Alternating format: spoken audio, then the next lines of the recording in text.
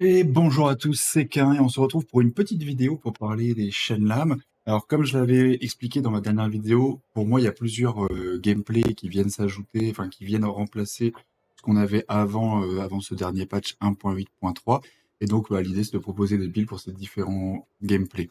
Alors petit disclaimer important, aujourd'hui, vu que le patch est sorti hier, je ne sais pas quel est le meilleur gameplay, quel est le gameplay qui est le plus fort. Ce que je vais essayer juste, c'est de proposer différents gameplays, vous expliquer un peu comment je les ai conçus et voilà, ça vous donne des pistes et des trucs marrants à jouer. L'objectif, c'est quand même que je vous montre des builds qui sont jouables, c'est-à-dire que vous pourrez tuer des behemoths avec facilement. Et puis peut-être qu'à la fin, on fera une petite vidéo récapitulative sur quel est le meilleur finalement. Pareil, les builds que je propose, c'est des builds que moi j'ai identifiés et qui pouvaient être sympas. Mais potentiellement, il y a des petites cellules qui peuvent sortir, des cellules qui peuvent rentrer, enfin voilà, des petites améliorations qui peuvent être faites. Ce que je vous montre, c'est ce que j'ai un peu testé, parce que je m'amuse un petit peu avec les chaînes là en ce moment. Ce que j'ai un peu testé et ce que je trouve sympa à jouer. Alors sans plus attendre, le premier gameplay que j'ai décidé de jouer, enfin, en tout cas de vous présenter, c'est le gameplay spam danse de la faucheuse. Je reviendrai un peu après dessus en détail, mais l'idée c'est quoi? C'est juste de stacker un maximum d'inertie, faire une grosse AOE, enfin l'attaque spéciale lourde, et on recommence et ainsi de suite. Voilà. Alors concernant le build que je vous propose, c'est celui-ci. Alors là j'ai pris enfin des armes Torgadoro, mais vous pouvez prendre n'importe quelles armes, ça ne change pas grand-chose. Ici, j'ai juste pris les armes de Hélion. Parce que, en fait, si vous voulez, ce qu'on va faire beaucoup, tac, tac, tac, ce qu'on va faire beaucoup, c'est qu'on va spammer ce combo-là, qui est le combo qui donne le plus d'inertie. Donc, on va spammer ce combo pour charger notre inertie. Ensuite, on va lâcher, enfin, utiliser les inerties pour faire le gros coup, etc. Et donc, avec ce combo, on fait quand même pas mal de petits coups. Donc, le Hélion reste intéressant. Discipline, bon ça marche avec toutes les omnicelles, mais moi j'aime bien discipline. La lanterne, vous pouvez jouer à peu près ce que vous voulez, pareil. Je dirais que soit vous prenez Pangar, soit vous prenez Shrek. Voilà. Et ensuite, ça, on s'en fiche un peu. De toute façon, je mettrai le lien dans la description. Ce qui est important, c'est que ici au niveau des cellules, on a frappe critique qui reste assez intéressant. Et puis en plus, ici, comme on joue discipline, voilà, c'est intéressant. Energized, bah, pour avoir un maximum de spéciaux. Souvent, c'est des inerties pour lâcher les combos spéciaux. Ici, Overpower, donc domination, prédateur, pulse. Alors, effectivement, il y a pulse et Kunig, mais pour le coup, pour le moment, j'avais pas réussi à trouver un build plus sympa, enfin, une autre cellule à rentrer. Donc, pour le moment, on part là-dessus. Faudra voir avec le temps ce qu'il y a de mieux. Ensuite, on a Berserker et Evasive Fury. Donc, les spécificités de ce build, c'est Energize, enfin charge, parce que on veut pouvoir avoir notre recharge de spéciaux le plus vite possible. Et ici, j'ai mis un peu de vitesse d'attaque parce que, en fait, ce qu'il faut savoir, c'est que si votre combo, vous êtes capable de le faire plus rapidement, bah, vous avez plus de charge. Donc, c'est bien aussi de penser à la vitesse d'attaque.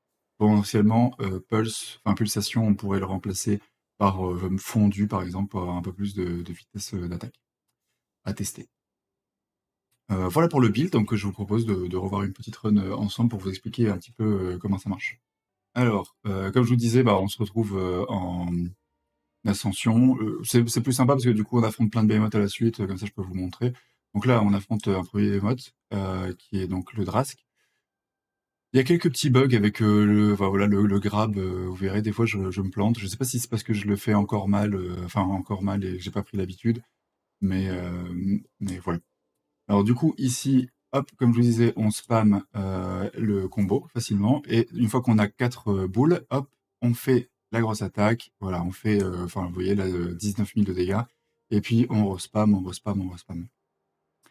Donc, ce qui est intéressant ici, je m'arrête 2 secondes, ce qui est intéressant ici, c'est que le behemoth est mort, mais je continue à le taper pour garder mes boules. Alors, juste pour expliquer, ici, c'est clair pour tout le monde, mon objectif, c'est d'avoir les 4 boules. Comme ça, je peux faire mon attaque lourde avec les 4 boules. Parce que ça fait 2400 de dégâts de base. Voilà. Et donc du coup, bah, je charge, hop, j'utilise, après je charge. Ce qu'il faut savoir, c'est que ici, vous avez quand même la possibilité d'utiliser votre spécial pour avoir des attaques rapides, ce qui vous permet d'esquiver et de vous repositionner. Alors effectivement, vous perdez du dégât, parce que du coup, vous perdez des boules, mais ça vous permet quand même d'être un peu plus fluide. Alors, on se retrouve pour le prochain Behemoth. Alors, on se retrouve devant le nouveau Behemoth. Enfin, en tout cas, là, c'est un duo de Behemoth. L'avantage aussi de ce combo, c'est que donc là, vous voyez, j'arrive, paf, comme j'avais mes 4 boules, j'envoie direct mon attaque lourde. Comme ça, hop, je peux directement continuer à stacker mes boules pour un prochain coup. L'objectif, c'est vraiment ça, d'enchaîner les attaques et les gros coups. Et justement, ce que j'allais dire, c'est que ce qui est bien avec ce combo, c'est que vous avez quand même une grosse AOE. Vous voyez, là, je viens de mettre un très gros coup aux deux Behemoth. Donc hop, un Behemoth en moins, vous voyez, c'est quand même assez efficace. Donc encore une fois, est-ce que c'est le build le plus fort? Je ne sais pas vous dire. Mais en tout cas, c'est un build qui est viable et qui est assez marrant, je trouve. Voilà. Donc vous voyez, ici, ça va quand même assez vite pour tuer un Shroud et un Skarn. La run est pas extraordinaire, mais voilà, ça a le mérite. Enfin, je n'ai pas essayé de faire une run perfect. L'objectif, c'est juste de vous montrer un peu comment ça marche et voilà, pas utiliser des potions, tout ça, tout ça. Voilà, on se retrouve donc pour le prochain Behemoth. Voilà, on est devant le Behemoth suivant, qui est un Pangar, donc voilà, même strat. Donc on va attendre que le Behemoth arrive, on le boop, et puis là, ben, du coup, on essaye de charger le maximum possible nos petites boules. Pareil, même idée, on charge nos boules, on lance une AOE, voilà, le Behemoth, il est break, donc on peut continuer à taper. Là, on va mettre un petit coup de discipline, voilà, un petit coup de discipline, et puis on continue à taper, hop, et une fois qu'on a nos 4 boules, ben, on tue le Behemoth. J'ai pris un petit coup de queue, dommage. Et le Behemoth, il est mort. On enchaîne comme ceci.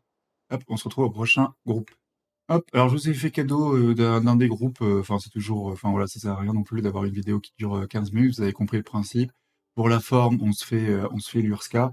Et puis on terminera sur le mode que j'ai gardé un petit peu de côté parce que voilà, ça va dépendre des gens, etc. Et pour le coup, il n'y a pas vraiment de mode qui fit bien avec ce gameplay. Donc hop, on arrive, vous voyez directement un 40K là, on arrive, on met directement le coup, et pareil, on continue à stacker. L'avantage aussi, c'est que comme on utilise le combo enfin, léger, léger, léger, léger, c'est un combo qui va très vite, et donc bah, en fait on reste quand même assez mobile, et en plus il consomme pas de stamina, donc on a quand même toujours de la stamina. Donc là vous voyez, on a remis un deuxième gros coup, normalement il va s'enfuir, et ouais, ça devrait plus durer trop longtemps. Hop. Donc là, il va faire son AOE. Alors, vous voyez, je suis toujours un petit peu en galère avec ce nouveau grab. J'espère le maîtriser un peu plus à l'avenir. Hop. Donc là, on va terminer l'Urska tranquillement avec enfin, une dernière attaque lourde. Hop. Un petit discipline qui passe et on tape. Alors, juste une petite chose, tant qu'on est là et que le Behemoth est mort, avant de repartir et de se quitter. Ici, les 4 boules, elles se consomment au moment où vous déclenchez l'attaque. Donc, c'est-à-dire que quand vous faites le spécial plus attaque lourde, ça consomme les 4 boules, que vous tapez sur le Behemoth ou dans le vide. Et donc, la petite difficulté de ce gameplay, je ne sais pas si on peut le voir là en remontant de 10 secondes, la difficulté de ce gameplay, c'est que si vous loupez vos attaques, et ben en fait vous perdez beaucoup de DPS parce que vous perdez 4 boules. Donc là, paf, bon, effectivement on le voit à la fin, mais en fait ça consomme, ça aurait consommé même si on avait loupé. Donc c'est vraiment un truc sur lequel il faut faire attention dans ce build. Comme vous avez un combo qui fait pas beaucoup de dégâts, qui est le combo léger, léger, léger, vos dégâts viennent vraiment de cette attaque spéciale lourde, donc il faut pas la louper. Voilà. Donc dernière petite chose, hop, on revient ici. Dernière petite chose dont je voulais vous parler, que j'avais un peu gardé de côté. Donc bien sûr, le spécial, c'est Danse de la Faucheuse, hein, ça, il n'y a pas de problème. Par contre, au niveau du mode, je vous avoue que c'est assez compliqué. En fait, pour moi, donc le mode lama inertie en français, il ne sert à rien parce que vous allez consommer vos 4 stacks. Donc voilà, vraiment ce mode ne sert à rien. Donc celui-là, on l'oublie. Serrated Blade, c'est pour faire des dégâts mutilants, et c'est pas ce qu'on veut dans ce build, donc on laisse tomber. Hurricane Blade, comme je vous ai montré, en fait, on n'utilise jamais le combo de la toupie, donc ça ne sert à rien. Ce qui nous reste, c'est le mode Demolition Blades et Lightweight Chain. Alors, je me rappelle plus des noms en français, mais ça doit être lame de démolition, et ça doit être lame légère, ou enfin chaîne légère, un truc comme ça. Euh, Ces deux-là peuvent être pour moi intéressants et c'est quelque chose qu'il faut garder à l'esprit.